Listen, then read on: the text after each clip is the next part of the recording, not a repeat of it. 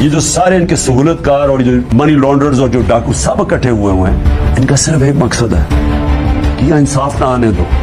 عمران خان کو میری کیا لڑائی ہے ان سے؟ لڑائی یہ ہے کہ یہ وہ چیز کہہ رہا ہے کہ اس ملک میں اگر انصاف آیا تو جو ہم یہاں عیاشیاں کرتے ہیں، پیسہ چوری کر کے باہر، بڑے بڑے گھر، قانون سے ہم اوپر، یہ اس سے ڈرے ہوئے ہیں.